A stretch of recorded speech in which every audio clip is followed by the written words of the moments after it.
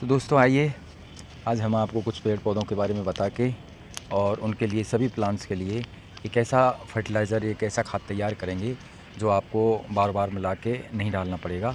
एक बार में ही हम खाद तैयार कर लेते हैं। और जो इस समय बरसात के बाद पौधों की वृद्धि रुकी हुई है, क्योंकि बरसात के पानी में उनके जो भी पोषक तत्व थे वो सभी बरसात के पानी में बह चुके हैं। अब हमें उन्हें वापस से अच्छी वृद्धि और फ्लावरिंग के लिए तैयार करना है, तो उसके लिए हमें अब खाद तैयार करना है। तो उस खाद करने का आज हम आपको एक सीक्रेट बताते हैं और आप प्लांट के हिसाब से उस खाद को तैयार कर लें। आपके पास कितने प्लांट हैं, 200 हैं, 500 हैं, 10 हैं, 20 हैं, करीब करीब सभी फ्लावर और फ्रूट्स वगैरह के जो प्लांट हैं उनमें आप उस खाद को यूज़ कर सकते हो। तो दोस्तों आप देख पा रहे हैं कि बरसात के बाद इनकी कटिंग पुलिंग कर रखी है, तो इसकी मिट्टी हार्ड हुई पड़ी है, खरपतवार वगैरह भी है, इनमें पत्ते वगैरह लगे हुए हैं। तो अब इस तरह से ये देखें सभी की मिट्टी सूख रही है। ये मैंने कुछ पत्ते वगैरह डाल रखे हैं। अब हमें इन पर काम करना है, क्योंकि आने वाले टाइम में सितंबर के बाद अक्टूबर में फुल फ्लावरिंग होगी, नवंबर में भी होगी इनमें, फिर सर्दी आ जाएगी, डोमेसी आ जाएगी, तो उस समय हमें कोई खाद पानी देने की खाद की ज़रूरत नहीं पड़ेगी, पानी भी कभी कभी देना होगा। तो अभी हमें अब इनके लिए एक बार खाद तैयार करेंगे और उस खाद को कैसे देंगे इस प्लांट में मैं आपको इसका अपडेट देता हूँ, आपको समझाता हूँ। और आप भी एक बार बार तरह तरह की खाद डालने की बजाय एक ही खाद से प्लांट की सारी आवश्यकताएँ पूरी करें। तो आइए वो खाद बनाना मैं आपको सिखाता हूँ। इस तरह का जो हम खाद तैयार करेंगे, अगर ये हम तरह तरह की कंपनियों के नाम से कोई फ्रूट्स ब्लूमिंग, फ्लावर ब्लूमिंग करके नाम आते हैं, रोज़ ब्लूमिंग, इस तरह के करके कई नाम से खाद आते हैं, फर्टिलाइज़र आते हैं रेडीमेड। तो उसको खाद को हम घर भी आराम से बना सकते हैं और बहुत कम खर्चे में। तो दोस्तों हमें करना क्या है, सबसे पहले आपके पास अगर गोबर की खाद या पत्तों की खाद है तो बहुत अच्छी बात है, नहीं है तो आप 5 किलो वर्मी कंपोस्ट मार्केट से ला सकते हैं और आपको 20 रुपये 15 रुपये किलो के हिसाब से आपको वर्मी कंपोस्ट मिल जाएगा। करीब 100 रुपये के आसपास 5 किलो वर्मी कंपोस्ट मिल जाएगा। अब उस वर्मी कंपोस्ट में आपको क्या मिलाना है, अगर आप सरसों खली यूज़ करते हो तो सरसों खली को कूट सकते हो, 250 ग्राम आधा किलो ले आएँ और उसको मिक्सी में चला लें और मिक्सी में चलाने के बाद इस खाद में मिला दें। अगर नहीं है तो कोई बात नहीं, आप उसको स्किप कर सकते हैं। दूसरा अहम जो इस खाद का जो हिस्सा होगा वो होगा आपका सीविड। ये देखें दोस्तों, तो करीब 4 किलो या 5 किलो अपना खाद है, तो इसमें करीब आप 1 मुट्ठी के आसपास इस तरह से 1 मुट्ठी आप इसमें पूरे में सीविड मिला दें। 2 भी कर सकते हैं क्योंकि नुकसान नहीं करेगा, पौधों की वृद्धि और ब्लूमिंग वगैरह के लिए, अच्छी ग्रोथ के लिए अच्छा होता है। तो एक हमने सबसे पहले एंजाइम के तौर पे सीविड मिला दिया है और ये लिक्विड भी आता है, अगर आप लिक्विड लेना चाहें तो लिक्विड भी यूज कर सकते हो। दूसरा उसके बाद हम लेंगे एप्सम साल्ट। दोस्तों ये देखें, मैं मार्केट से ले आया था, मैंने कल वीडियो भी बनाई थी। तो एप्सम साल्ट पौधे की पत्तियों की वृद्धि वगैरह के लिए, ग्रीनरी के लिए और जड़ों को मजबूत करने के काम आता है। तो ये करीब 2 मुट्ठी के आसपास इसमें आप 2 मुट्ठी का मतलब समझ पा रहे हैं आप, करीब 100 ml के आसपास, 100 ग्राम के आसपास, 100 ग्राम 150 ग्राम, ये भी ज़्यादा चल जाए, ज़्यादा हो जाएगा, नुकसान नहीं करेगा प्लांट में। तो ये एप्सम साल्ट इसमें डाल देंगे दोस्तों। एप्सम साल्ट डालने के बाद अब ये हो गया, ह्यूमिक एसिड हो गया और आपका एप्सम सॉल्ट हो गया, जो इसकी आलोत जड़ों और उनकी पौधे की वृद्धि के काम आएगा और ग्रीनरी को बढ़ाएगा ये। दूसरा दोस्तों, फ्लावरिंग के लिए अब हमें चाहिए, फ्लावर और फ्रूट्स के लिए चाहिएगा तो लिक्विड और इसमें आपके ग्रेन्युल्स में ये पोटास आता है। ये पोटास भी ज़्यादा नुकसान नहीं करेगा, अगर ज़्यादा भी मात्रा हो जाता है तो करीब 200 ग्राम के आसपास, 200-250 ग्राम भी इसको डाल सकते हो। दाने में होता है, ये धीरे धीरे घुलता रहेगा। तो इस खाद में इसको ये अब आप इसको मिला सकते हो। इसको मिलाने के बाद करीब 250 के आसपास, 250-300 ग्राम इसको 5 या 4 किलो वर्मी कंपोस्ट में इसको पोटास को मिला देंगे, जिससे इसके क्या है, फ्रूट्स फल वगैरह और फूल डलने से बचेंगे। ये फ्रूट्स वगैरह के काम करेगा। ये अपने डाल दिया इसमें फल और फ्लावर, इससे अच्छी ताकत देंगे। एप्सम साल्ट डाल दिया हमने, एंजाइम डाल दिए।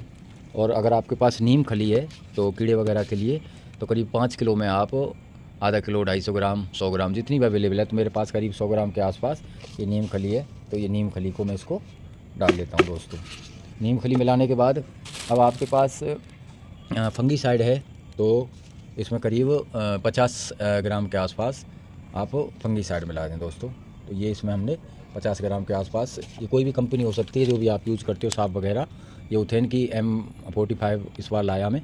पहले मैं साहब वगैरह यूज़ करता था और ये सस्ती पड़ गई, आधा किलो मुझे 450 रुपये, सॉरी 200 रुपये की पड़ी थी। तो इस तरह से अगर, और उसके बाद अगर आपके पास DAP है तो इसमें करीब 2-3 मुट्ठी DAP, करीब 100 ग्राम के आसपास DAP मिला देंगे दोस्तों। अब DAP मिलाने के बाद DAP हो जाएगा, पोटास हो गया, इसमें NPK जिसको बोलते हैं, तो नाइट्रोजन, फास्फोरस और पोटेशियम प्लांट्स की ग्रोथ और फल फ्रूट्स के लिए ये तीनों चीज़ें अहम होती हैं, जो हमें इन चीज़ों से सारी चीज़ें इसमें हमने मिला दी हैं। और मिलाने के बाद इसको हम पूरी तरह से मिक्स कर देंगे और उस मिक्स करके और किसी एक पोट में या पन्नी में इसको इकट्ठा करके रख लेंगे, जिससे क्या है आपका टाइम भी बचेगा। अब हम औसत निकालते हैं तो ये 5 किलो, करीब 6 किलो के आसपास खाद हो जाएगा। और मार्केट से लाएंगे तो ये करीब 1,500-2 हज़ार के आसपास 5 किलो खाद मिलेगा। और औसत अगर वैसे हम खुद बना रहे हैं तो ये करीब 150-200 रुपये में आपको 5 किलो खाद तैयार हो जाएगा। और ये करीब 100 प्लांट के आपके 5 किलो खाद काम आएगा, क्योंकि हमें ज़्यादा नहीं देना है। इसकी मात्रा गुड़ाई करेंगे और सिरे पर गमले में साइज़ के हिसाब से, अगर कोई 10 इंच का गमला है तो करीब मान के चलो 50 से 70 ग्राम गुड़ाई करने के बाद इसमें डाल देंगे। क्योंकि अपने मिट्टी जो पहले बनाई थी उसमें ऑलरेडी अच्छी मिट्टी है, तो उसके पोषक तत्व तो चले गए हैं, लेकिन उसके अंदर खाद वगैरह थोड़ा बहुत तो रहता ही है।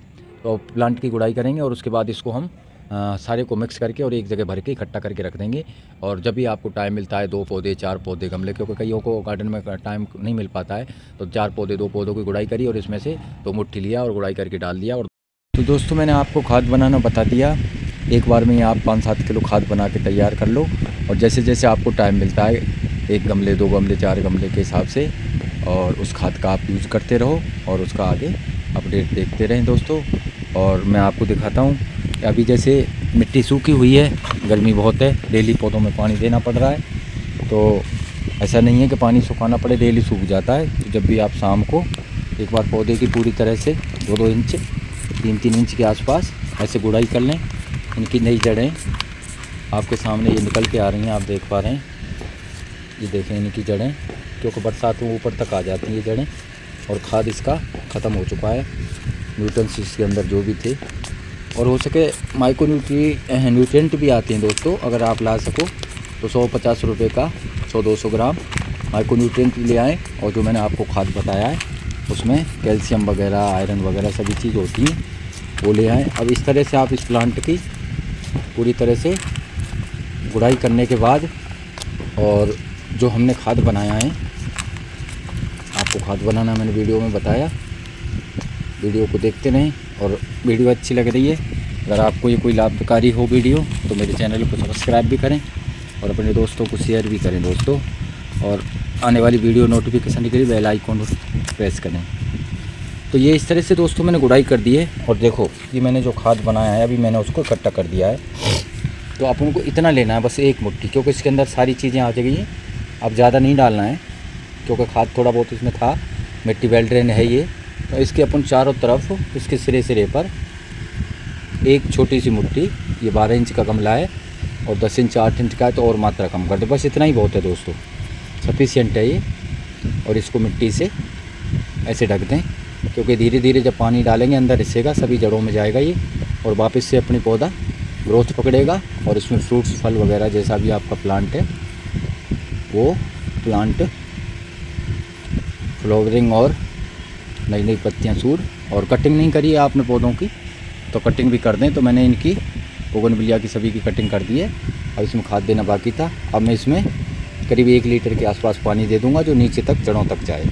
पानी फैलाना नहीं है, क्योंकि इसके अंदर जो खाद है नीचे जड़ों तक जाएगा। तो इस तरह से दोस्तों, अब इसका 15 दिन में ये बोगनविलिया अच्छी वृद्धि करके और ये फूल देने लग जाएगी। तो इतना ही दोस्तों वीडियो काफ़ी लंबी हो गई। अच्छी लगे तो इसे लाइक करें और चैनल को सब्सक्राइब ज़रूर करें दोस्तों। Thank you.